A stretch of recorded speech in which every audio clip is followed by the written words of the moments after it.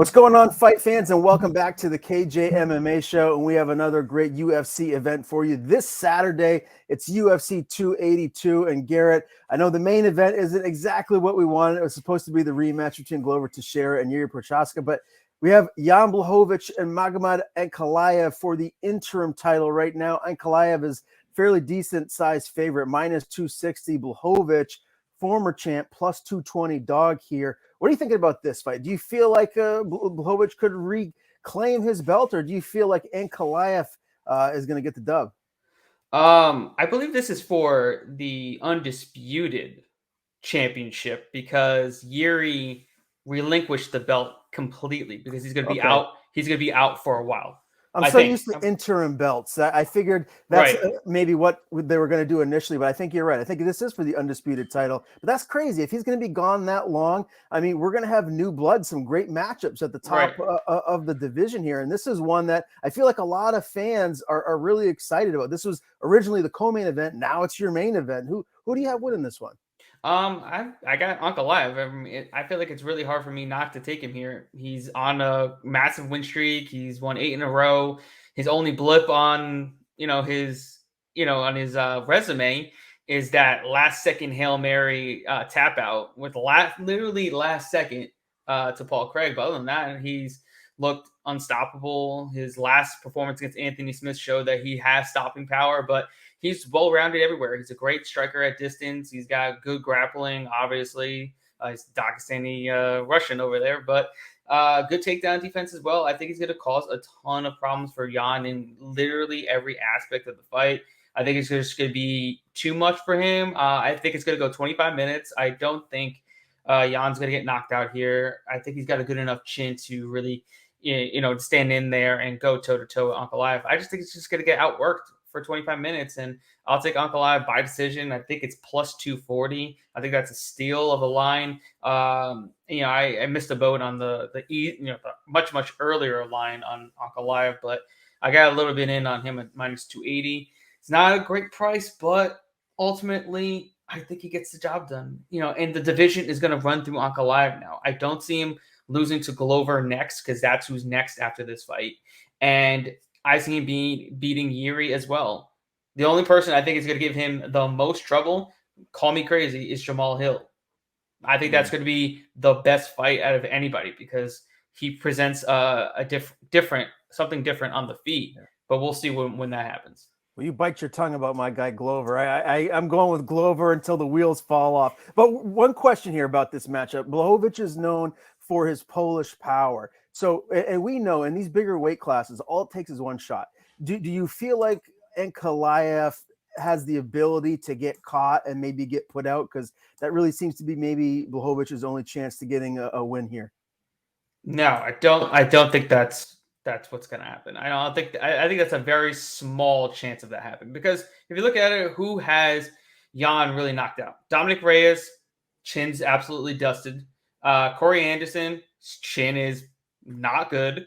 And Luke Rockhold, who has no chin as well. So 3 guys that have chin issues are his last 3 knockouts in the last dating all the way back to 2014. You're talking about in the last 8 years, he's had 3 knockouts. That's it. So I don't think that Polish power is really gonna come into play here. I think that's very overstated. And obviously that was a good selling point because, he was coming off back-to-back knockouts. So he looked impressive. But then he goes to Izzy and lays on him there when he had about 30-pound difference on him. He got grounded out against Glover Teixeira, and he needed Alexander Rakic to completely tear his ACL to get a dub there as well. So, all right, well, that is your main event. Now your co-main event is Paddy Pimblett and Jared Gordon. And, first of all, let's just talk about the line. Gordon's the dog here, plus 220-ish. Paddy Pimblett, minus 260 favorite. I just have this feeling like I don't think Paddy Pimblett is as good as a lot of people might think he is. And he's definitely no Conor McGregor. People want to compare him to McGregor because of how smooth he talks and because he's funny, he's charismatic and all of that. But he's not as good of a fighter. And I think this is a really interesting matchup for Jared Gordon.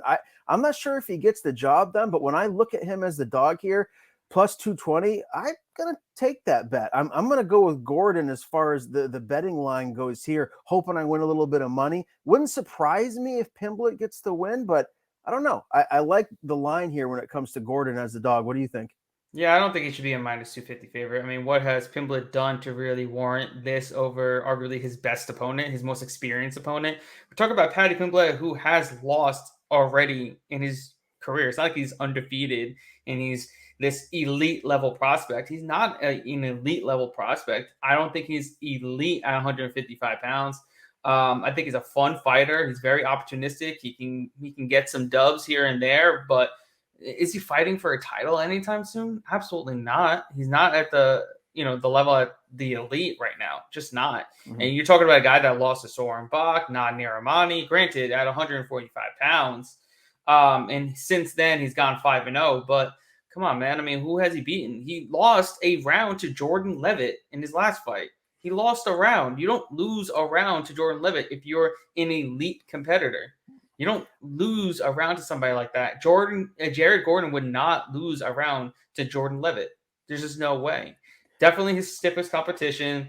I think those who are betting Pimblett at this line are going to be sweating until he possibly gets a crazy finish. I think it's going to be very competitive. And I will play Gordon if Pimblett gets to minus 300 or worse, because, I mean, I got to play the numbers here. And the numbers are dictating do not play Paddy here. This is ridiculous. I don't think I think his ceiling is very capped, and I don't expect him to like crack the top 10 at all. So playing this line is kind of crazy. Yeah, I'm with you 100% right there. Let's move to the next fight. 180-pound catchweight bout. Alex Morono, Santiago Ponzinibbio. Ponzinibbio is the favorite, minus 180. Morono plus 155 as the dog here. Interesting matchup. Both of these guys very well versed, like very well rounded as fighters. Where are you leaning in this fight? I'm gonna have to lean on Morono as a dog here. I know it's catchweight fight. I know it's a short notice. Man, I think he's only had maybe a week, if that, at the most, coming into this fight. But he feel it's a different fight than what Ponzinibbio was ready to go and fight. He was going against Lawler, who's going to stand there and throw down until he knocks out Lawler. He's not going to be able to get that type of fight against Morono, because Morono is definitely more durable. He's faster. He's quicker. He's got better cardio. Everything that Lawler does, just a bit better everywhere. I mean, he's also 4 years younger than Ponzinibbio as well. And we've seen the wear and tear. He's lost 3 of his last 4. He's tend to fade as the fight goes on. If you put any pace and pressure on Ponzinibbio, he's going to fade as the fight goes on. And I feel like if Ponzinibbio doesn't get the finish early, I think Morono can either end him late or just take over and win a unanimous decision. He's riding a 4-fight win streak. He's looking the best he's ever looked. I mean, the win over Matthew Semelsberger looked great there. He was able to go toe-to-toe with someone as powerful as Semelsberger, who is much younger than Ponzinibbio. I think he could take a punch from Ponzinibbio in this matchup. Yeah, I'm kind of feeling you on that one too. I might play the dog with Morono as well. Now, this next fight, Gordon, for me, I don't care what the lineup says. This is my co-main event of the evening for UFC 282. Darren Till, Dricus Duplessis minus 180 favorite, Till the plus 160 dog. I love Duplessis. Like, from what I've seen of him, this guy is an absolute just fire starter. Just he comes out, he just has heavy hands, great movement, incredible boxing. I think his upside is tremendous, and I like Darren Till. I know he's training with Khamzat Chimaev, so he's got some absolute one of the best fighters in the world there to sharpen his skill set in this camp. But I don't know, from what I've seen of Till, it's been up and down. I don't really know what to expect. And Duplessis he just looks like the real deal to me. So give me Dricus Duplessis for the win here. Yeah, you want to think Darren Till will ever go back to the same form that he was fighting for the welterweight championship, but I just don't think he will. I mean, at 185, he's looked good in some fights. I mean, he looked good against Robert Whittaker. He can't get anything against that, but he looked dreadful in his last fight against Derek Brunson. I just can't get that out of my head. Granted, different matchup, but Duplessis could definitely grapple here if he really wanted to. He's got plus wrestling. Maybe not as good as Brunson, but he can make Darren Till work You're talking about a guy that, at 185 pounds, he's not in great shape. He's just can't cut all the way to 170 because it's too much. So he's just cutting just enough to be somewhat in shape. But you're talking about Duplessis is bigger. He's faster. He's stronger. He's got the better cardio. I mean, at 185, I don't see Darren Till having the speed advantage. Normally, when you go up in weight, you're going to be faster than the bigger guys because you're smaller. Well, he's smaller and he's not as fast and he's not as powerful. He hasn't had a knockout in God knows how long. And I don't think he's as big of a power puncher as people think he is. I don't think his power is not really translating over to 185 either. So I think his path to victory is very limited. And he doesn't throw a ton of volume. I'm going to get a volume guy. I'm going to take a volume guy over a guy that's relying on countering and getting a one-punch knockout. I don't see that happening here. Maybe he proves me wrong. Maybe he's the best shape of his life, after all this time away, but he has some injuries. So we'll see. But I'm taking Dricus Duplessis here. All right, we're on the same page yet again. Now let's move to a featherweight bout. Bryce Mitchell, Ilia Topuria. Whoo-wee, this is a banger of a fight right here. I can't wait for this one. Another one that potentially could be a main event. Bryce is the dog here. Right now I'm looking at on Bet Online plus 113 dog. Topuria, the favorite, minus 133. I am staying the heck away from this fight because I think both of these guys are so damn good. I just don't know which way it's going to go. I think it's a flip of a coin. Do you have any knowledge that I don't? Like, do you feel like one of these guys should win this fight, or are you feeling like me? Like, this is just a really close one? I'm playing the odds and I'm taking Bryce Mitchell here. I bet him at plus 125. I got in before the line started to come down. Toporia's got to show me that he is levels better than someone that's been there and fought elite competition. Topuria is literally beaten nobody at this point. Not a single person is notable on his win-loss record. He's undefeated. He's super powerful. He's a BJJ black belt. So, yes, he has all the accolades, and he's shown that he's really good. But he has to show me against someone good. And this is the matchup where he's going to show me if he's elite or not. Could he come in there and absolutely star Bryce? Absolutely.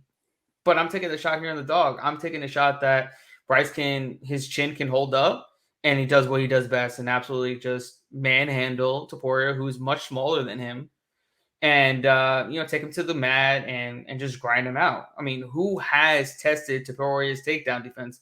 Nobody, and especially nobody good. I think Hall's the only one that attempted more than 2 takedowns, and he can't be successful on any takedown in his entire career. He's not a good wrestler. He can't take the fight to the mat. All he does is fall to the mat and try to grab onto your leg and just flop there and let you come into his guard.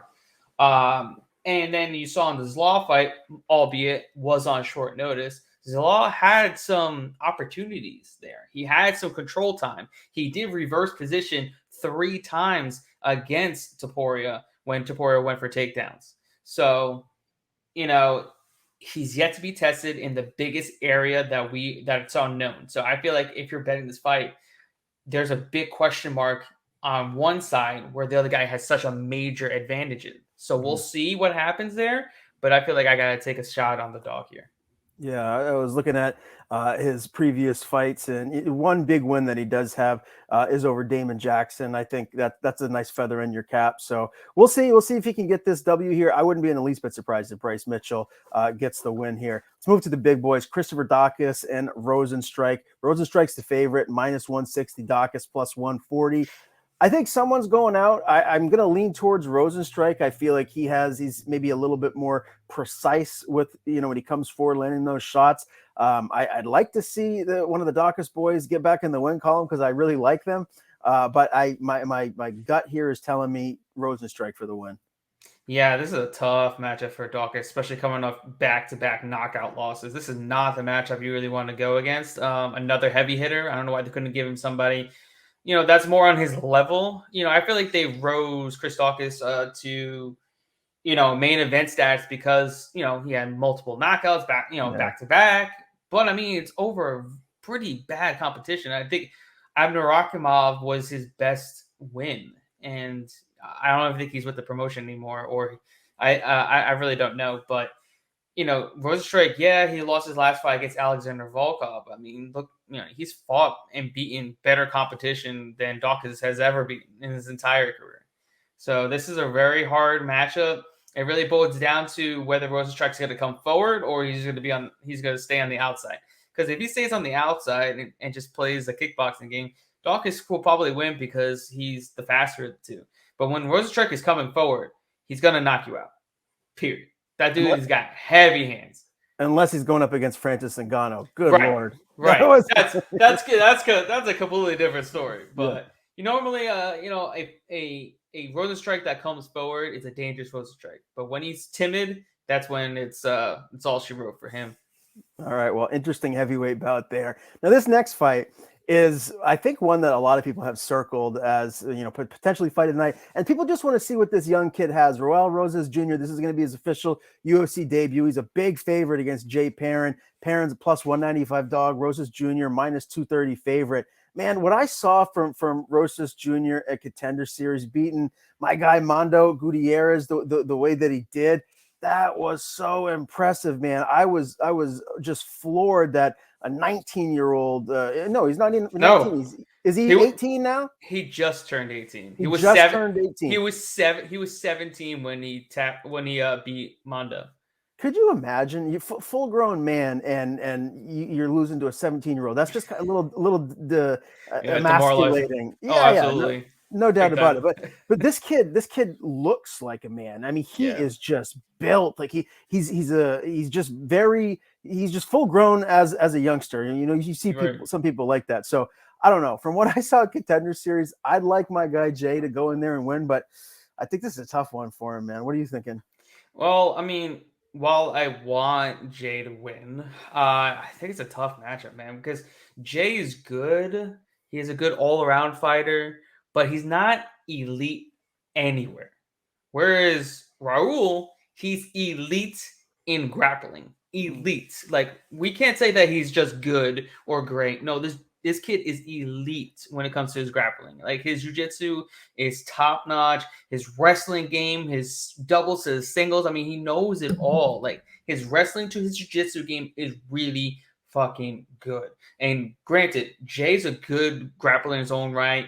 He's got good takedown defense, but this is gonna be tough. I know he's been training with Aljo and Marab and all of them over Extreme Couture. But this is a very hard fight. And then on top of it, he's fighting for his career. All right. And then you have to go up against a kid. So there's so many different factors mentally in terms of physically that he's going to have to go through in this fight. There's like, everybody wants you to lose. The UFC essentially wants him to lose. They're setting him up to fail and, all this stuff. It's just, I feel like it's going to show that he's going to put on a frustrating performance for himself at the end of the day when he does get the win. Well, I will say this. One thing that I do think Jay Perrin is elite at is those intangibles, that X fighter. And what I mean by that X factor, and what I mean by that is he's just a fighter's fighter. He's going to come in there. He's going to lay it all out on the line. He's going to give you everything he's got. Not everyone can do that. Like, not everyone's built like that. And Jay Perrin is. He's built like, I'm going to go out on my shield. I'm going to give you everything I got. And who knows, with someone that's young and relatively inexperienced like Raul Rosas Jr. is, he could expose him. He could catch him. Something could happen where Perrin could capitalize. So if you're a Perrin fan, you can kind of hang your hat on that and hope that does come to fruition. But it's really going to come down to what happens in those scrambles. Is he going to be able to keep this fight on the feet in some capacity? Is he going to be able to not be on bottom the all 15 minutes? So really intriguing to see what happens there. But I'm just super excited regardless for this fight. Let's keep it moving. Edmund Shabazian, Dalcha Lungiambula. Shabazian, pretty big favorite here, minus 290. Lungiambula plus 245 dog. Do you see a dog barking here, or do you expect Shabazian to get the dub?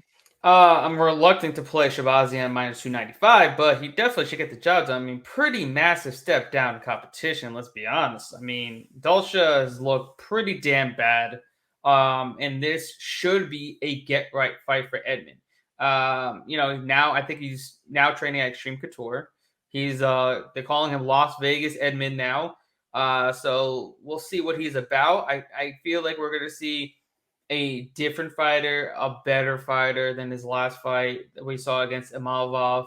And he's definitely honestly, he's better than Lungiambula everywhere. It comes down to the mental game and whether or not he just puts it all together. If he puts it all together, the dude is elite and he should be able to beat Lungiambula, let's be honest. Right. No, I'm with you there. Now, this next fight is definitely main card worthy, but it's not on the main card. Chris Curtis, Joaquin Buckley. Buckley's the favorite here, minus 160, Curtis plus 140.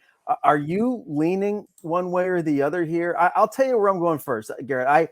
I'm leaning towards Buckley. I think the guy's just got crazy power. I know Chris Curtis has had a lot of success since getting into the UFC, but I just feel like this is a bad matchup for him. I think, Buckley's the younger guy. He's very dynamic. We know how athletic he is. I think at some point during the fight, he's going to light Chris up with something and get the finish. I don't know what round, but I am leaning towards Buckley. I think he deserves to be the favorite here. Oh, man, this is a fight that I've kind of gone back and forth. Buckley's definitely the faster of the two. He's the better athlete as well. He's stronger. But I think Curtis has the better technique. I think he's the better striker. And the thing is, Curtis is going to have to counter him as he comes in with a lot of that jumping movement that he does. And it's going to be this tit for tat type of thing. Like as he's coming in, he's going to have to counter him, or Buckley's going to come in and he's going to counter him. It's just going to be back and forth, back and forth. I think it's going to be extremely close fight because they're very closely contested. But for me, my favorite play is taking the over 1.5 rounds at minus 170. I think both of them have good enough chins and are durable to go 7.5 minutes with one another. And and I feel like this goes to scorecards, and we'll see who wins on the scorecards. It's going to be extremely close fight and extremely close win for either one of these guys. All right, let's go to the featherweight division next. Billy Q, Alexander Hernandez. Billy Q is the favorite, minus 160. Hernandez plus 140. You leaning one way or the other here? I feel like it's hard to bet on Hernandez, given that we don't know how he's going to be fighting at 145 pounds since he's coming down from 155. And mind you, he was not a small dude at 155.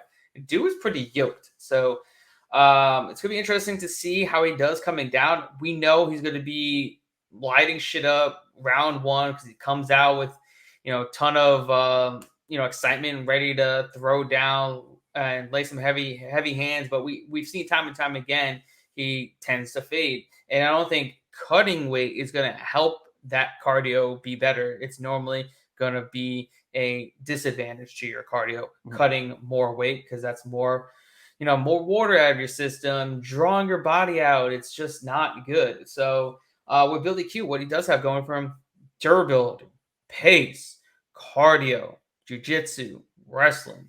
That's all going to come in handy in this matchup. The later this fight goes, as long as he doesn't get finished in the first round, the later this fight goes, the better for Billy. And I feel like he could put it on him late, possibly get a round 3 finish, where Quarantillo by finish in round 3 is plus 1,000 all the way up to plus 1,300. It's definitely something you should sprinkle a little bit on, because he's finished numerous fighters in the 3rd round, because that's what he does. His pace and his pressure drowns his opponent, and I expect nothing different here.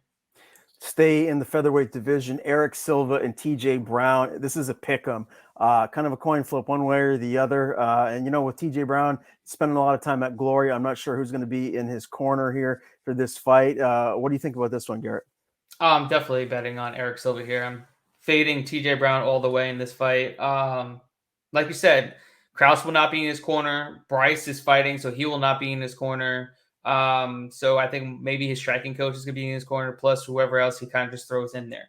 That's never good when your head coach is not in your corner. And I feel like what was giving him more success when he went over to Glory is because he had Krause telling him what to do and all that good stuff. But yeah, I think all of that's going to play into a major factor here. We know TJ Brown doesn't have great takedown defense. He got outmaneuvered. He got outgrappled by Shailin Nordebeka, which is kind of crazy because his teammate Derek Minner got beat by him as well.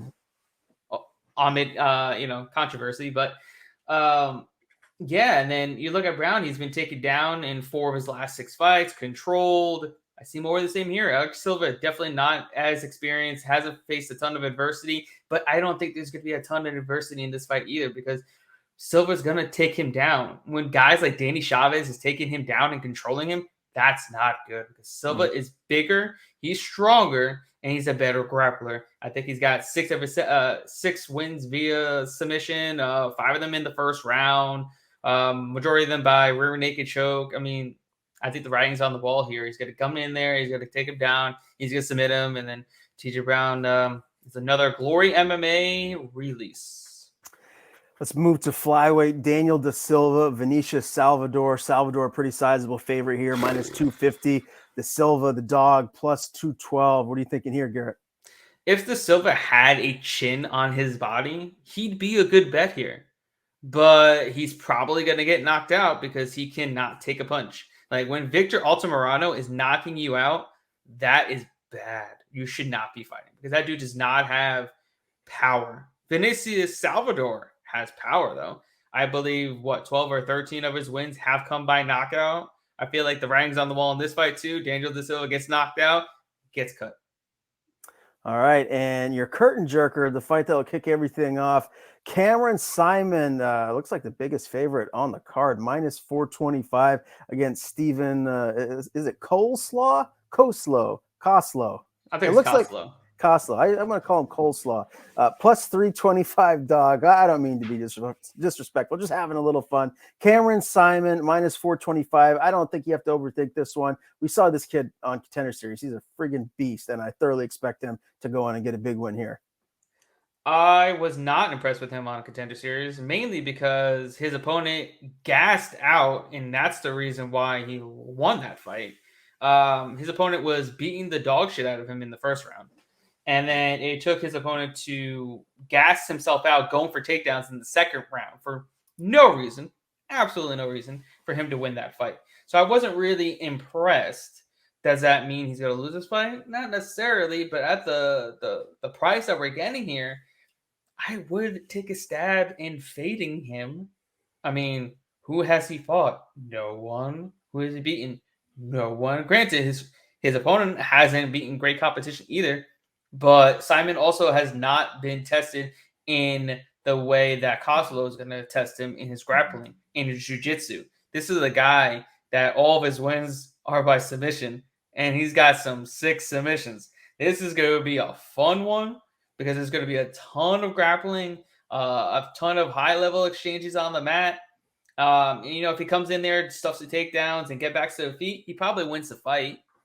But I just can't fathom playing minus 425 on this kid right now. He's barely, 20 years old? I think he's like maybe 2021. He's super young. This is the biggest fight of his career on the biggest stage in a sold-out arena.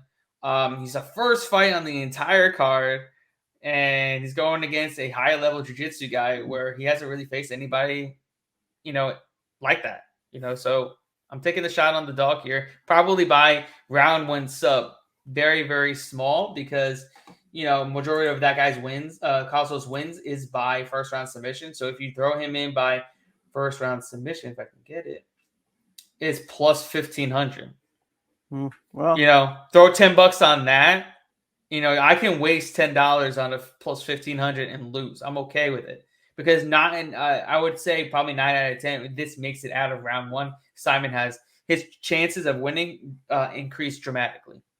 All right. Well, that's why they fight. We'll see what happens this Saturday at UFC 282. I'm going to be at a sports book myself, so I might take your advice and just throw $10 down and see if he gets that submission in round 1. But we'll see what happens there. Regardless, another great show. Always fun talking to you, Garrett, and we will see you guys next week for UFC Vegas 66.